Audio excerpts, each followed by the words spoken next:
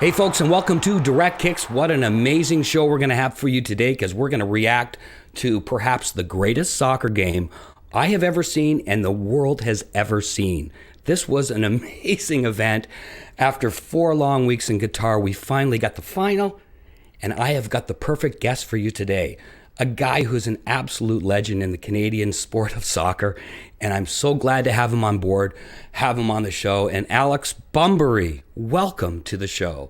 This is amazing to have you here, my friend. How are you? I'm well. Thank you for having me, Scott. I really appreciate it. Hey, listen, let's get right to it. What an amazing final after 4 weeks of prep, amazing games. Let's talk about that. What did you think?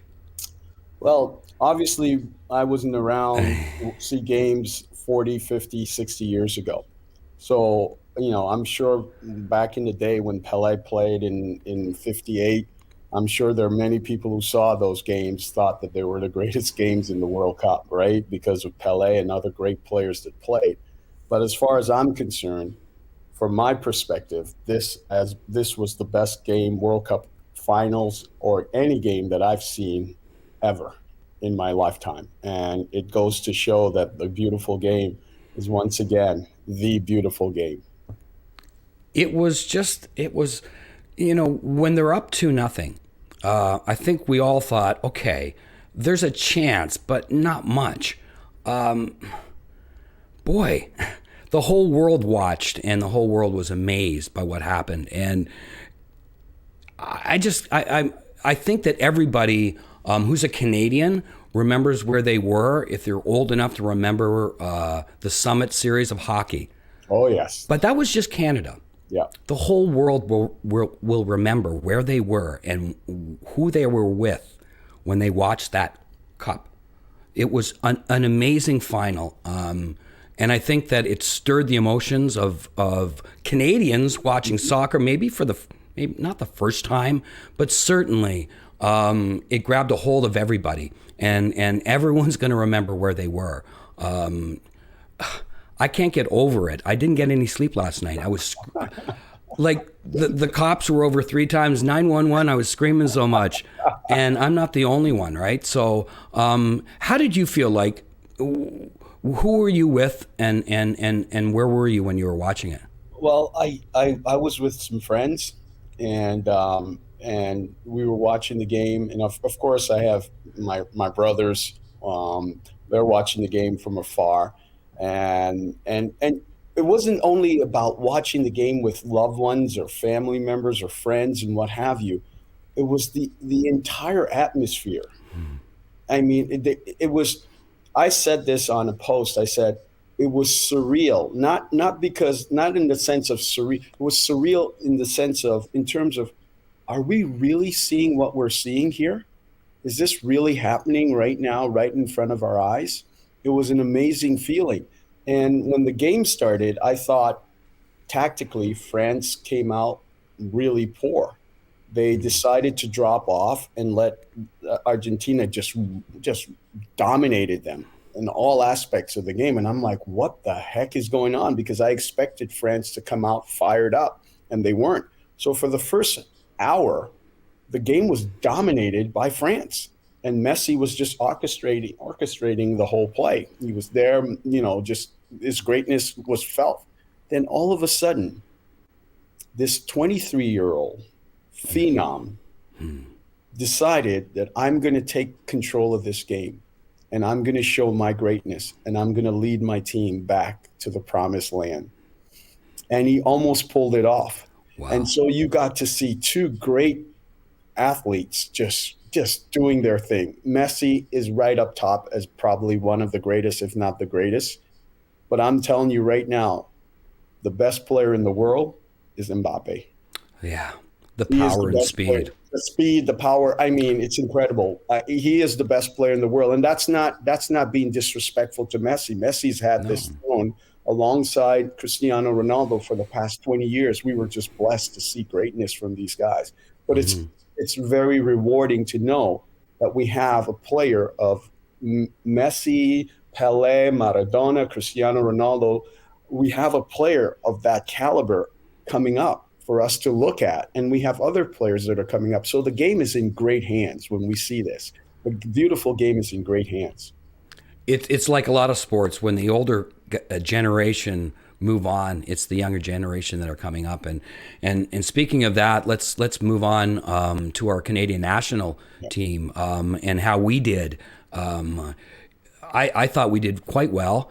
I was really proud of the lads, and we have some players, maybe not quite as good as Mbappe, but boy, turning heads with Alfonso, with Jonathan David, Kyle Larin. Tell us how you felt about how we did. Well, first of all, I think everyone has to put this in the right perspective. We were in the group of death. And I don't think people realize that. Croatia, they were in the World Cup finals, previous World Cup, right? Belgium was considered the top 3 team in the world. Mm-hmm. And look at Morocco. Phenomenal team. Mm-hmm. And the fact that we were in practically every single one of those games, we had a chance of getting a result. Yeah. We had a chance. So that says a lot about our players. And we can attribute this to the fact that we have a lot of players now playing in the top leagues in Europe. So they're not intimidated by the atmosphere. They're not intimidated by, we're playing against Belgium or we're playing against Croatia. They day in, day out, they're competing and training with players of that caliber. And they're in an environment where they're playing in front of 40, 30, 60,000 people. So that atmosphere is not going to affect them in a negative way. And I think that had a lot to do with it. I thought the turning point of the World Cup for us was the penalty, right? And nothing against Alfonso. The kid has been phenomenal. You know, I can tell you, man, how proud I am of this young man and what he's doing. But for me, being a striker, out-and-out striker, I felt that Jonathan David should have been the one taking the penalty. Right. And the reason why I thought that, I believe he was the leading goal scorer for the team in the World Cup qualifying. I believe he's one of the top scorers in his league. He's a goal scorer. Right. That's what he does. Alfonso Davies is not a goal scorer. Mm-hmm. He's a phenomenal player, but he's not a number 9 type of player. He's not that. So for me, I felt that moment was meant for Jonathan Davies to sit down, take the ball, and say, I'm putting it in back of the net. Let's go. Mm-hmm. And then Alfonso just dominates the game coming out in the wide position. That's my personal opinion. It's not a knock on Alfonso. It's not a knock on anything, but I think that was a turning point a little bit. And with that being said, they still went out and played really, really well. And I said to people, we should be disappointed. And people were like, what? What do you mean, Alex? I said, we should be disappointed because of how great of a team we have now. Right. We should feel like, hey, man, we belong here. And we're disappointed that we didn't move on to the knockout stages because of the quality that we have. I think that's a really important thing, to be disappointed. I think that's really important because disappointment means we could have done better, but we will in the future. I was really disappointed, but I'm also really proud because there were mistakes made. But this is the thing, is like mistakes made at that level will get burned almost every single time. And we've seen that, right? You make a bad pass, a back pass that wasn't supposed to happen, you're going to get burned. Yes. And but our players, think about it. We have a fairly young team as well. Mm-hmm. So 2026, these players are going to get more maturation, more understanding of the game. And the younger ones that are coming up, they're going to learn from that. And being at home now, playing in your own country, in North America, I can't wait for the 2026 World Cup to come. I think we have a good shot at least getting to the knockout rounds. That's what I agree. I think that the one styles. Like in boxing, styles make fights, right? Yes. In soccer, for me, especially North Americans, look at what we do as a Canadian national team, and we're pushing forward. Yes. We're attacking. Yes. This is the beauty of it. Not only do we have skillful players, We have a ton of skillful players, Yes. but we push forward, and we're not afraid. We don't kick the ball. We're not defensive anymore. We're literally pushing forward, and that's skill level, but it's also confidence. Yes. And like you said, this is what's going to happen in 2026. We wrote a little Direct Kicks theme song, and the last lyric is, "We'll be hoisting the cup in 2026." Hey. And Julian de Guzman looked at me and went, after listening to it, and went, "Really? That's a little bit of pressure." And I said, "Yeah, you need pressure." Well, listen, I lived off of pressure. Pressure made me a better player. Right. And if you're fearful of pressure, then you shouldn't be on the big stage. Right. You shouldn't be on the big stage. You have to embrace it. You have to know how to maneuver around it, over it, through it, and go for it. And I think we have the players, and we need to give John Herman a lot of credit as well. For sure. I think a lot of people are saying that he's inexperienced in this, but every coach has a starting point, right? And what he's done with this group, it's been nothing short of a miracle in many ways, Right. because in such a short period of time, he's brought the group together. They believe in each other. They work hard for the coaches, and he has to be credited for that, and I think people tend to forget that. Absolutely. I think that there's a reason why they are a team. He brought that. Yes. He brought the other thing that's obvious that he brought was when you see the interviews with every single kid that was interviewed. Well, I did it for my brother and my brothers. How many times did they all consider each other brothers? Yes. That was Herdman that did that. Yes. And it also helps to have guys like Atiba, right? I mean, yes, leadership, calmness. Hey, been there, done that, and I think that it shows on their character. Their characteristics have been manifested in a way on the pitch, and you see them coming like, "We are not afraid of you." It's a wave. It's a wave, and and it's tireless. And I was so proud of these guys. And when I wrote that, and when I posted something that I'm disappointed, and then I explained why I was disappointed. And I said, every single one of the players in that locker room, because of the quality, I guarantee you they're disappointed as well. They know that they were capable of moving on to the next round, the knockout round, and it just didn't happen. So that disappointment is going to fuel them now wanting it even more. And we've got 2.5 years to get ourselves closer and closer to that. And I think, and that'll go like that, right? 2.5 years will go like that. Yeah. And I think these boys are going to be really pumped up and motivated to getting even better individually and collectively. Oh, that's for sure. And the one comment that you made is been there, done that. And you've been there and you've done that. So let's go and talk a little bit about your career, and tell us about getting over to Portugal. How did that, I know that you're at West Ham for a bit, and then you went from West Ham to your club in Portugal. Tell us a little bit about the club and your time there in Portugal. Well, I can't mention going to Portugal without mentioning going to West Ham United, because West Ham United is a big club, right? And for a Canadian player to sign a 5-year contract with West Ham United in 1991, 92, in those days, there was virtually no Canadian player or American player, or North American player for that matter, because there was the foreign thing. You had to have only 3 foreigners on a team. I mean, you had to be something really, really, really special for them to take you. And most of the times they're not looking at a Canadian player or an American player.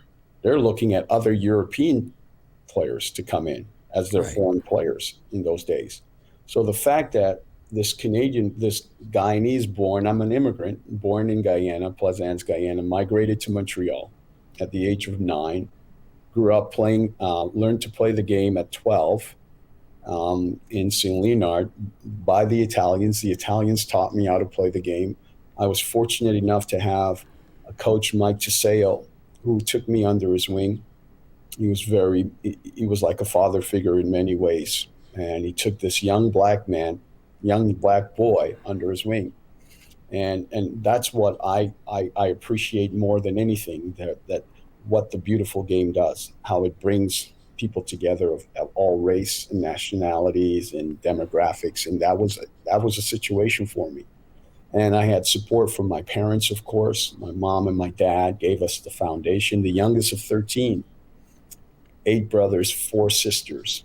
My mom worked hard. My dad had a stroke. My mom came to Canada and she worked her butt off to provide for us. My older siblings set the mark of how to conduct yourself, how to be respectful and grateful and humility and humble. So I had all of those values passed on to me, and the support. So having someone like Mike to say, I worked my way through the Canadian national team. At 14, I was on the under 16 national team. We moved on to play in Minsk, Russia, in the World Youth Championship. I Right. was voted one of the best players at that tournament.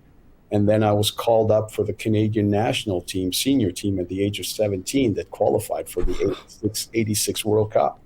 This is 5 years after touching a soccer ball, because I Wow. started playing at the age of 12. My first love was hockey. Mm. So when I came to Montreal, if you don't play hockey, you don't have friends. So Guy Lafleur was my hero, and Right. and so working your way through that, and as you were asking me these questions, Scott, I reflect back on my upbringing and coming from Plaisance, Guyana, Right. migrating to Montreal, and what Canada provided for me. um, State of the art learning and training facilities, quality coaches, things that are so essential for your growth as a person. So I was very loyal to Canada. So I worked my butt off. I was called in for the World Cup team, and people don't know this. Many people don't know I was there with the '86 World Cup team. I was Mm. training with them the last training camp before they went to Denver, and then they were going to go to Mexico. And Tony Waiters, everyone thought I was going to make that team because I performed really well in the camp. Tony Waiters calls me into his hotel room, and everyone was thinking that he's telling me that I'm going to be on the squad. And he told me that I did really well, but he's going to go with the veteran players, and that I have many World Cups ahead of me. I was devastated. I was devastated. I actually wanted to quit soccer because I Wow. felt that I was good enough to be on that team, truth Mm. be told. And it didn't happen. I came back and I worked my tail off. Mike, once again, was very instrumental. My parents, my siblings were instrumental in getting me back on track. The Canadian Soccer League started. Canadian Soccer League was very instrumental in my development. Right. For sure. Mario Di Bartolomeo, I played for the Hamilton Steelers, and Hamilton is a big part of my heart. And I played there, and I went back to Montreal and played with the Super. And I thought, you know what? I'm good enough. I'm good enough to play in Europe. And I was married at the time with 2 kids. I got married at a very young age um, when I came to the Minnesota Strikers playing in the MISL. See, my story is incredible, man. When I reflect back on it, Scott. So at one point, I just decided to go to Europe. I had someone help me out. I went to France. I went to Le Havre. Did well, but couldn't get a working permit. I went to Scotland, Celtic. Did well. Liam Brady was the manager there. Yeah. Wanted me, but couldn't get my working permit. Liam hooked me up with with an agent, Jerome Anderson. He took me under his wing. Took me to Aston Villa.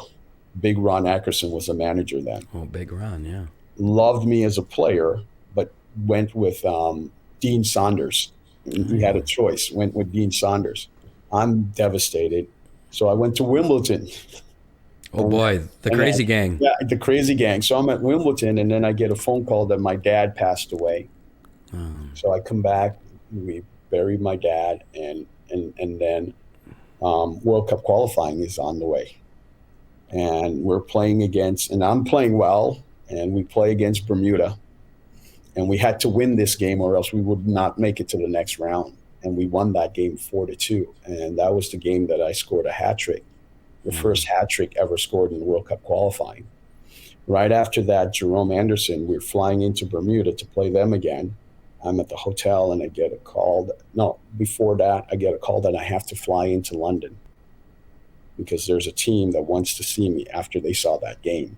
And I'm like, who is the team? He goes, I'm not going to tell you. Just get on the next plane. Yeah, this is exactly what happened. So we fly. I fly to London. He goes, I get into the airport and he picks me up and he says, we're taking you directly there. You're going to train. I'm dead tired. He says, they want to see you in a matter of 3, 4 days and they're going to make up their mind. I go there and it's West Ham United. Are you kidding me? Billy Bonds is the manager and Harry Redknapp is his assistant. Well, the I assistant. go Wow. there. I train with them the first day, and then the second day they set up a friendly against Tottenham, their second team. And I played in that game with Julian Dix, who was hurt and now getting back his fitness. Yeah, Dixie. Oh And my. he set me up with 2 goals. I scored 2 goals in that scrimmage or that friendly. And after the game, I go in, take a shower. I come back. Jerome's in the car, and he goes, I'm going in to speak to these guys, and I'm going to do a John Wayne. And I go, what the heck is a John Wayne? He goes, I'm going to do a quick draw. I'm going to, put some pressure on them and that if you don't sign him, we're going to. I go, no. He goes, leave this to me. He goes in there, and I'm sitting in the car, and it must have felt like I was sitting there for 10 years. Comes back into the car, and he goes, good news, bad news. I'm like, oh, crap. Give me the good news first. What do you want to hear? I said, give me the good news. Congratulations. You just have a 5-year contract with West Ham United. Scott, the tears, the emotion, because I was in Europe for almost 6 months trying to get on the team, left my wife and 2 kids with my mom in Montreal. Kylie and Teal at the time, they were like babies. I'm 22, 23 years of age. And I go, okay, what's the bad news? He goes, we have to wait and see if you can get your working permit. So apparently I qualified because I was on the national team playing senior games. You had to be a high standard. Yep. So I fly back to Bermuda. We play the game. We tied that game. And then it's like 2 or 3 in the morning. Lyndon Hooper is my roommate. The phone rings. Lyndon answers it. And he goes, there's an English guy calling for you. What the heck is he calling at this hour? I answer the phone, and it's Jeff Weston, the assistant to Jerome Anderson. He says, congratulations. You got your working permit. You got to fly out here to do your physical and everything. You are a West Ham United. That was great. I ended up, there and everything. Within 2 weeks, a letter from the Canadian Soccer Association goes to West Ham United. I'm in the locker room. This letter, I'm in the locker room, knock on the door. The gaffer wants to see you, Alex. And everybody's looking at me. Ian Bishop and all the guys are going, whoa, the gaffer wants Trevor Morley, all those guys, because we used to gaffer wants to see you. That's not good. This early, I go into the office. Billy Bonds is like this, sitting down, and Harry Redknapp is like this. And they go, throw it on the desk. What is this? It's a letter from the Canadian Soccer Association stating how many games I'm going to miss for World Cup qualifying. And they said to me right there and then, club or country. Right. Oh, they said that, eh? Yeah. Billy Bonds said that. And guess what I said, Scott, right off the bat, without even hesitating? I said country. I was going to say, I know what you said. No, I said it. It just came out of me. I said country. And Billy Bonds almost fell off of his chair. And he was like, what? We just signed you. You're going to miss about 12 to 14 games, with World Cup. Canada's not going anywhere. But I couldn't have turned my back on my country. The country that gave me so much. Right. So I went off and played for Canada in the World Cup. When I came back, they were true to their words. I never got a chance to play on the first team again. So I told my agent at the time, I told him I need to get out of here. A great player, Adinho, who played for Brazil, played in the Canadian Soccer Association for Toronto Blizzard. And I played for Toronto Blizzard for a little bit, and we became pretty good friends. And he couldn't speak any word of English. He spoke French, and I understand French, right? So we kind of communicated in French. So he became the manager of Club Sport Marítimo in Portugal. Okay.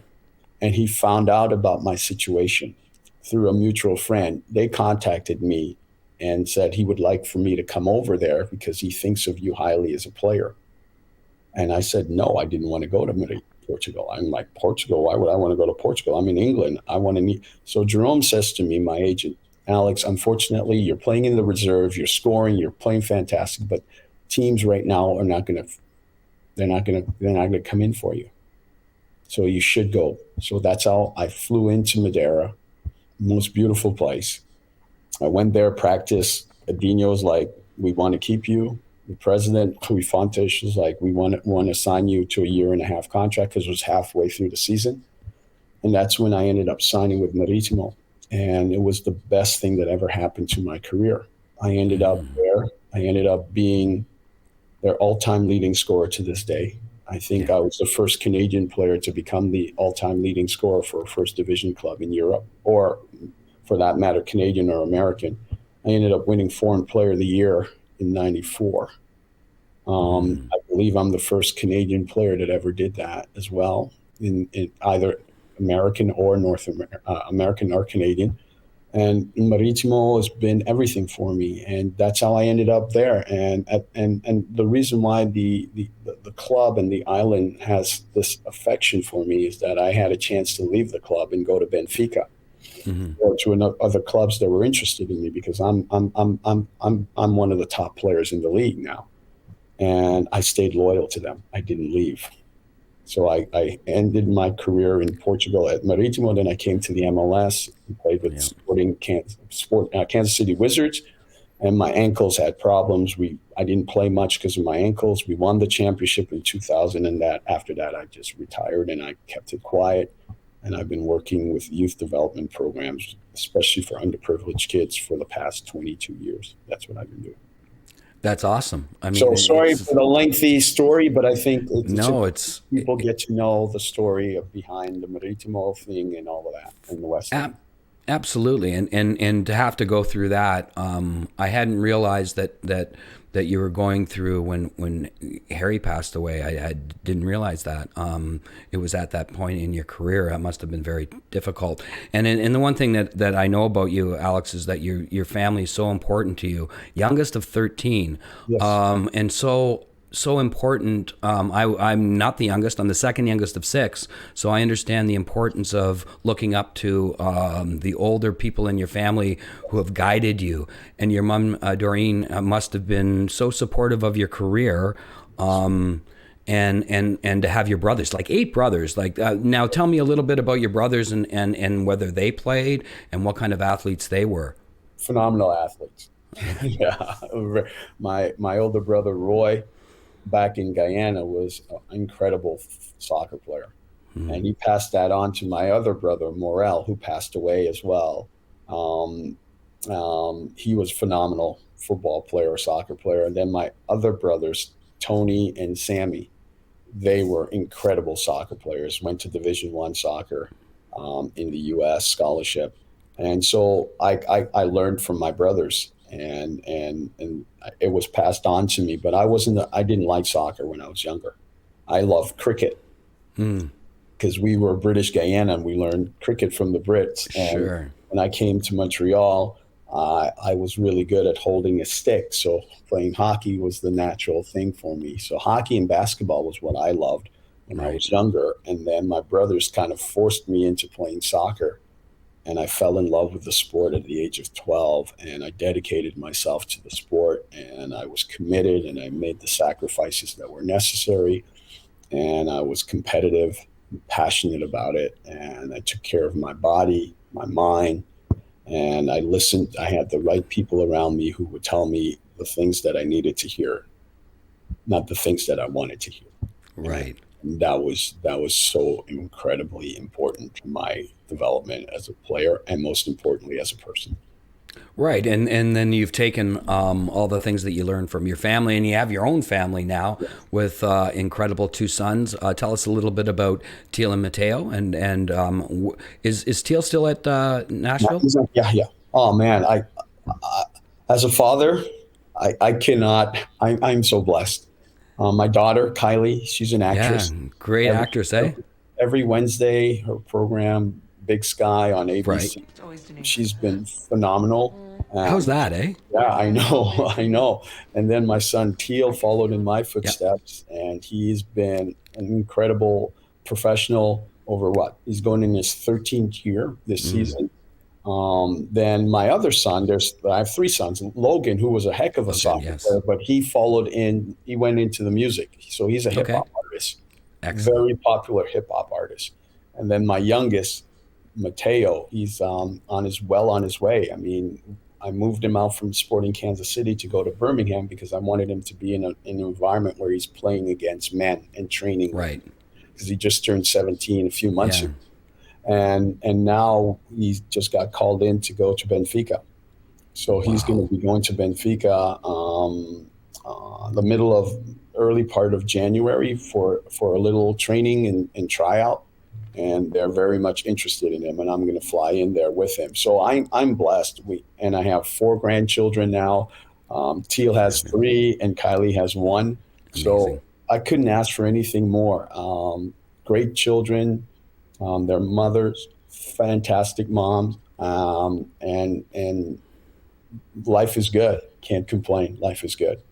Well, tell us a little bit about where you're living and what you're doing with soccer in your area. I live in Minnesota. I married a Minnesota girl. When I came here and played in the MISL, Minnesota Strikers, I met her. We got divorced, but I wanted to be with my kids, so I stayed here in Minnesota. And what I did is I started my own academy, soccer academy. That's where Teal comes from. That's where Mateo comes from. And we've done a pretty good job. I've been very fortunate to have good coaches working with me, parents that are very supportive of what we do. We try to do a holistic approach. Many of the kids that are in my program, they come from areas that are very underserved, for that matter, and minorities. But we have a great mixture of kids from all over. I believe in that, and they learn from each other, and they get to know each other on a different level, and that's what we bring in. So we bring in this holistic approach, and our main objective is not only what you do on the field; it's what you do off the field that matters the most. And what you do off the field, you'll bring that kind of characteristic on the field: hard work, dedication, sacrifice, not kumbaya. I Right. believe in giving equal opportunities to everyone, but I don't believe in equal results. I'm old school. Right. You put in the work, you get the results. If you have the opportunity like everyone else, you have no excuses if you don't get the result because the opportunity was presented. It's either you're not good enough or you didn't work hard enough. And it could be in some instances where you worked hard, but you just didn't get the result like the other person did for some other reason. And we have to teach the kids about that and how you work through that. So we have this great little setting. We have a great training facility that we rent out on the winter. And then in the summertime, we play in leagues, we play in showcase tournaments. So that's what I've been doing for the past 2 decades. I'm heavily involved in my country of birth, Guyana, working with the government there. I've been working on this project of bringing state-of-the-art facilities into Guyana, and it's looking very promising for the new year that we're going to finally get something done in that area. And I work very hard of trying to give opportunities to kids from Guyana to get tryouts. We got a kid to play Sure. in Sporting Kansas City. There's going to Nice. be a couple more kids that are going to get some tryouts this new year. So those are the kind of things that I love doing that keeps me young at heart. And it's all about the kids because they're our future. And listen, let's support your home country, Guyana, and push for 2026 for them to be in the Yes. World Cup. Wouldn't that be something Oh, special? that would Wouldn't be it? phenomenal. That would be phenomenal. And I'm going to be speaking to Wayne Ford because I want to be heavily involved in trying to make that a reality for Guyana. Absolutely. And you were mentioning just earlier that you were a roommate with Lyndon Hooper. Yes, Love Lyndon Hooper. great player, What a great great! player, Oh my goodness, what a eh? great player, and what a great guy. Yeah, yeah, for sure. And his Very sister. humble, What very about his humble. sister as well? Talk about a His talented family. his sister kicked Germany. my Oh my God! So we had a contest in, I think, season 3. She claims in her bio that she could beat any man in a push-up, pull-up, or chin-up contest. I wouldn't go against her. So I went against her on camera, in front of everybody at a soccer expo, and I did 68 push-ups. She did 69. If I had done 80, she would have done 81. Yes, she is. She's a freak of nature. She is. She is. Freak of nature. What a great. Oh man, talk about a legend. That is unfortunate that she isn't still playing, because she probably could. Oh yeah, She's still playing. She's herself in such great shape. Incredible shape, eh?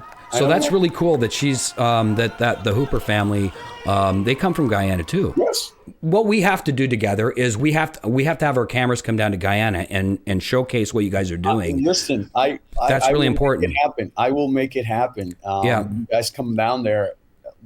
For Scott, sure. Now that we're connected, hey, I'll make it happen. You should do that. It'll be phenomenal. Listen, it's been fantastic talking to you. I just want to wrap this up with what we call rapid fire trivia. Okay. And it's going to be 10 questions, and we're going to get going now. Ready? Yep.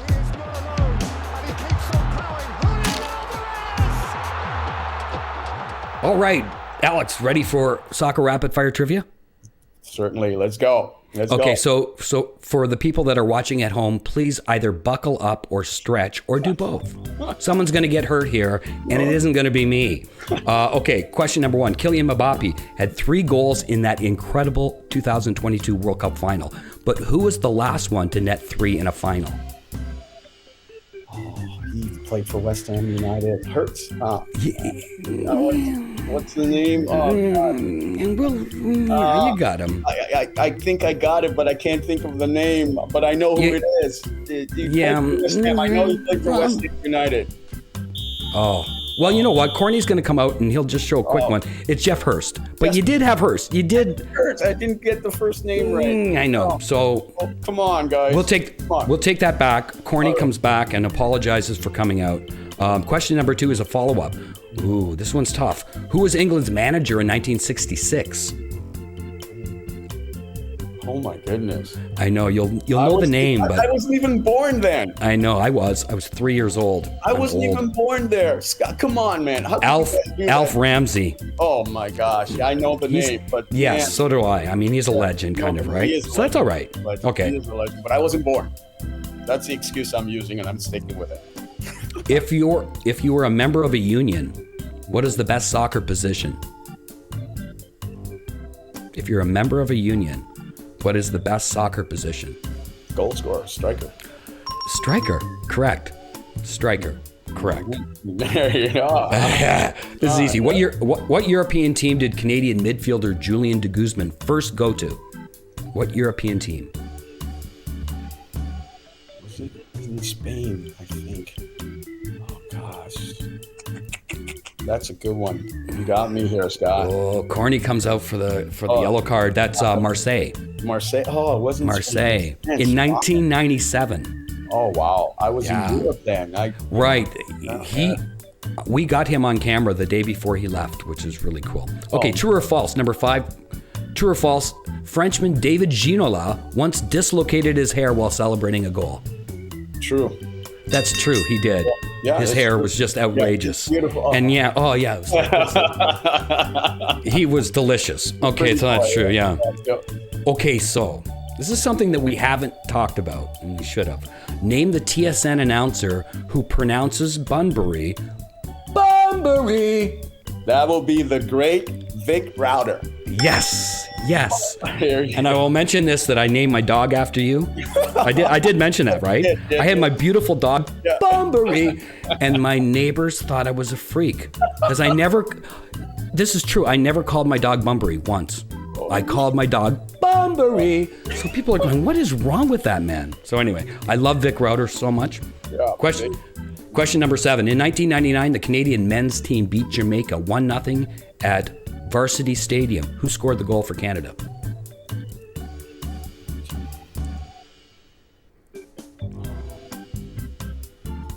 I should know this. I thought you would know this one. Was it Dwayne? Corny comes out again. Jim Brennan. Oh, it's Jimmy. Oh my God. You're gonna kill me. Jim, I apologize. Jim. And Jim knows this story. Yeah. After the game, when we interviewed him, I said he had done the tip of the week for direct kicks on that particular show, and I said, how important was the direct kicks tip of the week in scoring that goal? And he went, not really. He was a great player, right? He was. Yeah. Name the Canadian soccer legend who everyone seems to love in mid-February. Ooh, this is what is known as trickeration. Oh, mid-February. Soccer legend from Vancouver. Valentine. There you go. Carl Valentine squeaked it in there before Carney came in. That's good. That was a good one. That was really good. Okay, so this one's going to be a little tough because of where you live and whether you get Canadian news. But name one of the two Canadian women soccer legends who announced recently about a Canadian women's soccer league. It was announced last week. I know about the league. So just tell me one or two of there were two players that in particular that are running it. One is more of a spokesperson. Oh my gosh. You can just probably guess. Well, it has to be the great one. Right. The greatest of all time, right? That has to be one of them, right? Yes, that is correct. Yes. We'll give you that. Yes. Okay. Oh, she is. And by the way, yes, Christine and Christine, by the way, when we talked about Charmaine and a little bit, and she's what phenomenal. I know. Class act too, on and off the field. So yes, and she's helping with this amazing league. And Diana Matheson is the one that's really pushing it. Wow. Diana Matheson. Oh my goodness, what a great little player she was. Oh my gosh, quality all around. Yeah, for sure. So we're on question number 10, and you've gotten a couple yellow cards. That's fine. I know, I'm struggling. Okay, this is a flashback question, and it's going to be a real tough one. What vegetable character did Tommy Kuzmanis' brother play in the Direct Kicks holiday special, It's a Wonderful Dive? It was a beautiful holiday special. And Tommy Kuzmanis' brother played a vegetable character. See, the storyline, as you probably know, is that eat your veggies, kid, and no diving. That was the theme of It's a Wonderful Dive. Oh, Scott. Oh, man. Oh, gosh. Another vegetable comes out. Corny Dalglish comes out. All this time. That's the thing, eh? I understand that. I apologize, but the answer was in soccer, of course, and everything that's going on in Canada, of course. Right. All my relatives there, but man, this one, I'm embarrassed. You should know your veggies on our show. Do you know Gus Kuzmanis? Yes. Okay. Gus and I are actually going at each other a little bit right now about. Oh, good. On because I stated that Mbappe right now is the best player in the world. Right. And Gus is all about Messi, and I love Messi. We all love Messi. He's all about Messi. But my thing is that Messi is great, but Mbappe has a chance of being right up there with the greatest of them all. If he For sure. To be like this over the next decade. Well, especially since he's only like 23. Yeah, and Gus is like, no, he can't even tie his shoelace. I'm like, no, you can't say that. I said, oh boy. You compare what they've done at the age of 23, it's pretty comparable. I think that Gus has an issue, and here's the reason. It's been a 23-year issue. He starred in our show, and Corny comes out because you couldn't come up with it. He was Asparagus Kuzmanis. Oh! And he's been bitter ever since. That is classic. Isn't that great? And he's been bitter ever since. I assure you, and I love it. Yes. Nail him. I'm gonna get him on that one. Nail him. I've been trying to get him on the show because it's hilarious. I'm gonna nail him. He's a good guy, though. He's a good guy. I love Gus. I love having. But we are doing it respectfully, which is really absolutely good. We've got a nice debate going on Facebook here. There's nothing better than giving Gus Kuzmanis the business. I really enjoy it. We had a lot of fun playing soccer. We didn't really play together, but we did a lot of TV together. Right. He did a lot of freestyle soccer. He's an amazing player himself. So yeah, he was really good. Yeah. Well, listen, that was a fantastic display of courage there, Alex, in soccer rapid fire trivia, and thank you for participating. Yeah. My pleasure. You guys. Okay, well, we will talk to you very soon because again, we're going to be doing some work together, and I can't wait to do more of that. And good luck with your family, with your daughter doing such an amazing job on her shows, and Teal and Mateo. Good luck with Mateo too, and Logan's. I'm gonna do some research and maybe we can get Logan to help us out with the new Direct Kicks theme, because what we're doing is we're actually getting, we're going into a recording studio, and I'm getting D-Row involved, and I want to get all the national team players' names are in on. Wow. So it would be really cool. So what I'll do is I'll send it to you, see what you think. Shoot it out to him. I'll shoot it out to him and tell him, hey, listen, what do you think? Here we go. Yeah, and we can. He's really good. He writes all of his songs. I mean, he's awesome. Very talented. Very talented. Yeah. That's very cool, man. That's very cool. So listen, great talking. Really enjoyed it, and we'll see you next time. Thanks very much. Thank you, man. Thanks for having me. All right. Hey, thanks a lot. We'll talk very soon. All right, and that's this week's show. What an amazing conversation with Alex Bunbury, one of my favorite players of all time. I named my dog after this guy. He is such a great ambassador of the sport in Canada, and we can't wait to have Guyana be in the World Cup 2026. We can't wait, and we're going to do it. We'll see you next time.